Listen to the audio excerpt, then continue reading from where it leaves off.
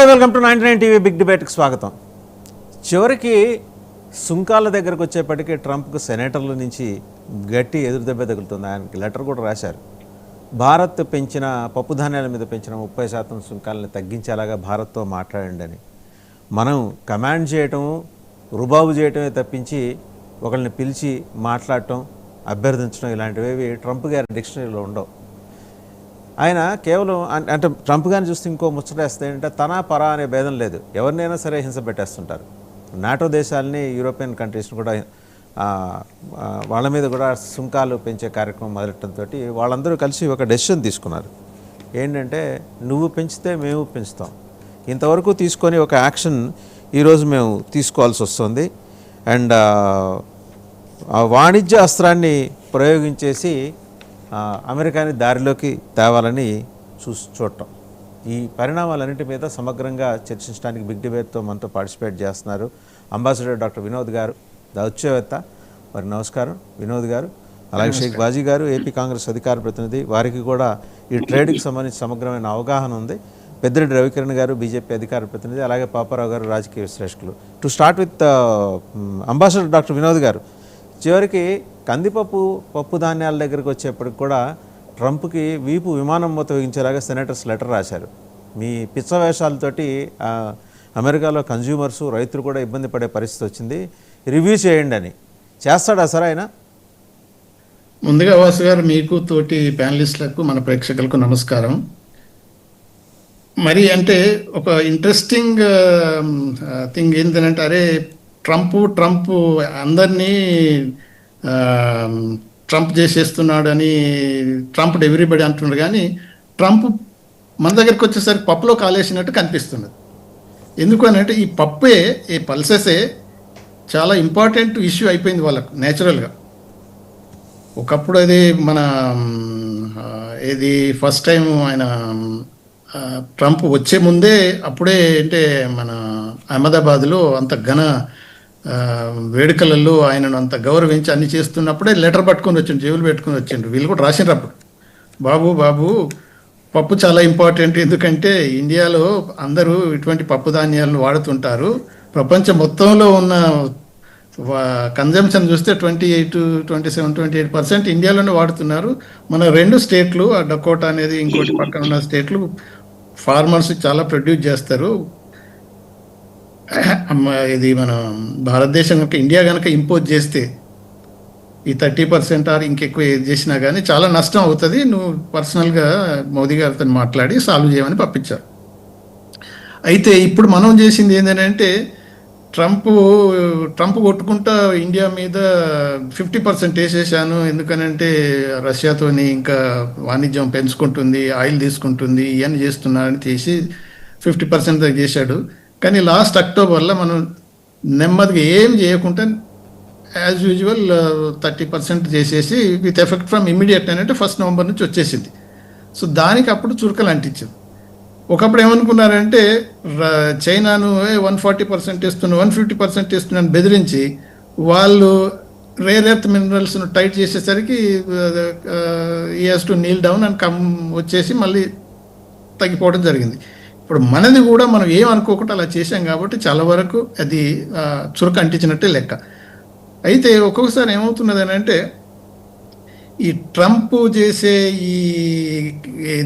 ఈ చర్యల వల్ల మనకున్న బైలేటరల్ ట్రేడ్ చాలా వరకు దెబ్బతినిపోతుంది. ఎందుకంటే ఇండియా అమెరికన్ బైలేటరల్ ట్రేడ్ కానీ చూస్తే ఈ రోజు కూడా America is the largest trade partner for India, there is no doubt. So అప్పుడు మళ్ళీ అదే కాకుండా ఇప్పుడు ఇంతకాలం నుంచి నెగోషియేషన్స్ అవుతున్నాయి, ఏది ట్రేడ్ అగ్రిమెంట్ అది ముందుకు పోవట్లేదు. ఎందుకు పోవట్లేదు అని అంటే మంకుతనం వాళ్ళది.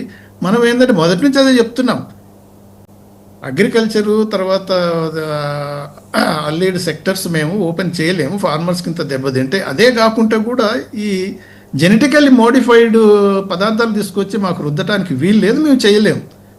అయినా కానీ వాళ్ళు ఏంటంటే ఇప్పుడు మన చైనాకు ఎక్స్పోర్ట్ చేస్తున్నారు సోయాబీన్స్ అండ్ అదర్ థింగ్స్ కదా. అక్కడ ఏమవుతుందంటే వాళ్ళు ఇది వెటర్నరీ ఫీడ్ అంటే మిగతా వాటికి పిగ్స్కు లేకపోతే మిగతా వాటికి ఆ ఫీడ్గా ఎక్కువ వాడుకుంటారు కాబట్టి వాళ్ళకి అంత పెద్ద ఏం ఎఫెక్ట్ కాదు. కానీ ఇప్పుడు మనం కనుక ఇటువంటి ఈ జెనెటికల్లీ మోడిఫైడ్ పదార్థాలు తీసుకొచ్చి మనం ఇక్కడ వాడినప్పుడు మనమే ఎక్స్పోర్టింగ్ కొన్ని మన అగ్రికల్చర్ ప్రొడక్ట్స్ కూడా చేస్తున్నప్పుడు మనకు కూడా దెబ్బతలుతుంది ఇక్కడ కన్జంప్షనే కాకుండా. సో అందుకని మన ఫార్మర్స్ ఇంట్రెస్ట్ ఇలా ఉంటుంది అని వాళ్ళకి క్లియర్గా చెప్తున్నాం. అయినా కానీ వాళ్ళు అది ఒక పట్టుబట్టి అలాంటి ఇప్పుడు మన పల్సెస్ అని తీసుకుంటున్నాం కదా, ఆల్ ప్రొడక్ట్స్ ఇంపోర్ట్ చేసుకుంటున్నాం, చేసుకోవట్లేదు అనేది కాదు. బట్ వాళ్ళు అనేది అంటే డైరీ ప్రోడక్ట్స్, తర్వాత అగ్రికల్చర్ ప్రోడక్ట్స్, జెనెటికల్లీ మోడిఫైడ్ అన్నీ కూడా ఇండియా మీద, ఎందుకంటే 145 బిలియన్ ఇప్పుడు మనం ఆల్మోస్ట్ ఈ 140 నుంచి 145 దాకా పోయినట్టు చదువుతున్నాం. ఇంత పెద్ద మార్కెట్ వాళ్ళ ఫార్మర్స్ కనుక అక్కడ ఉన్న వాళ్ళు కనుక సరి అయిన ప్రెషర్ కనుక తీసుకొస్తే ట్రంప్ తగ్గాల్సిందే. వాళ్ళు సెనేటర్స్ రాసిందంటే అంత సింపుల్ కాదు. సో ఎలాగూ ఇది స్నూబాల్ అయిపోయి ఈ ఫైనల్ స్టేజ్కి మనం వచ్చినాం కాబట్టి ఇది ట్రేడ్ నెగోషియేషన్స్లో ఈ లెటర్స్ వాళ్ళు రాయటం అనేది వాళ్ళకు అది ఎఫెక్ట్ కావటం అనేది మన తరపు నుంచి కొంతవరకు మనకు ఉపయోగపడుతుంది ఈ ట్రేడ్ నెగోషియేషన్లో కూడా. సరే ఇప్పుడు 1 ఇయర్ నుంచి నడుస్తున్న ట్రేడ్ నెగోషియేషన్స్ కావట్లేవు ఎందుకు అని అంటే వాళ్ళ పద్ధతిని బట్టి ట్రంప్ ఈరోజు ఏం చెప్తాడు, రేపు ఏం చెప్తాడు, అసలు పొద్దున చెప్పింది సాయంత్రమే ఇంకా విధంగా చెప్తున్నాడు కాబట్టి కొద్దిగా మనకు డిఫికల్ట్ అవుతుంది. బట్ మనం ఇక తప్పదు మరి.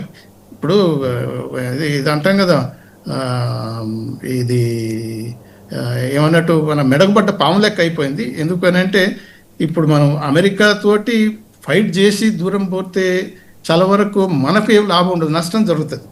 ఇక వాళ్ళకి ఎలాగో నష్టం అయినా కానీ ట్రంప్ ఏమంటున్నాడంటే is able to manage people. అక్కడ అంత ప్రైస్ రైజ్ పోయినా కానీ, అంత అల్లర్లు అవుతున్నా కానీ, ఓన్ స్టేట్లలో చూశారు కదా మొత్తం ఎగనెస్ట్ ట్రంప్ తిరుగుతున్నారు.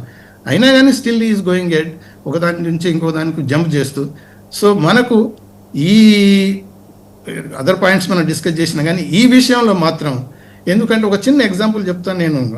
ఇది మలేషియాలో ఉన్నప్పుడు హై కమిషనర్గా అయిన పనిచేసినప్పుడు మనం బొవైన్ మీట్ మలేషియాకు ఎక్స్పోర్ట్ చేస్తున్నాం.